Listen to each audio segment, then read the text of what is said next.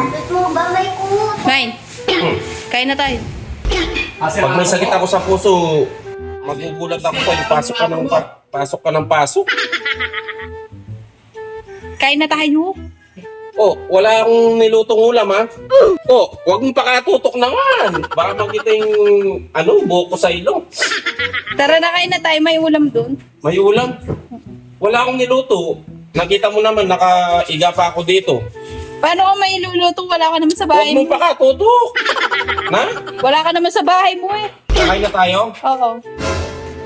Nagluto ka? Hindi ako yung nagluto. Grabe naman to. O tara, yung mga anak mo, Ayun na. Nakita mo na. tara na. Kakain na tayo. Bakit mo ba may kuto? Alam mo. Let's eat na, guys. Ayan na. Ayan na, yung ulam natin. Walang kamatayang gurami, tilapia.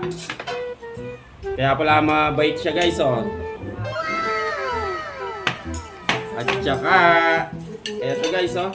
Wow. Pinakbet. Favorite ni Angel Binis. Tsaka okra. Ayan siya, oh, si Angel Binis, guys. Kaya pala mabait yung boss ko, guys. May ulam na. Sarap. Dito mo. Parang siya. Kain na. Kain tayo, guys. Let's eat na. Kuya, dyan na.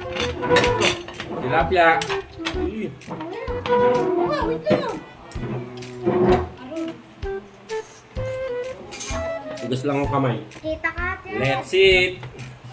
Kung pansin nyo guys, sobrang bait ng boss ko. Hindi ako pinalo ng walis tambo. O di ba guys? Kaya pala hindi ako pinalo ng walis tambo.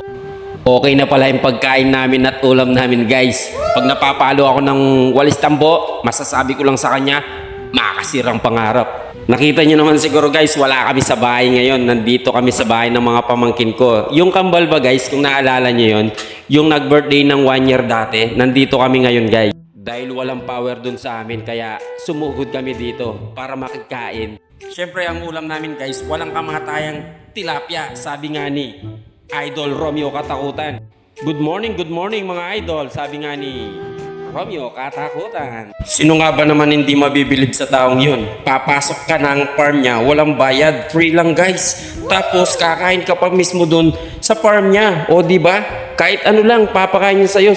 Ang sarap ng feelings nun. Bihira na lang yung mga taong ganun guys.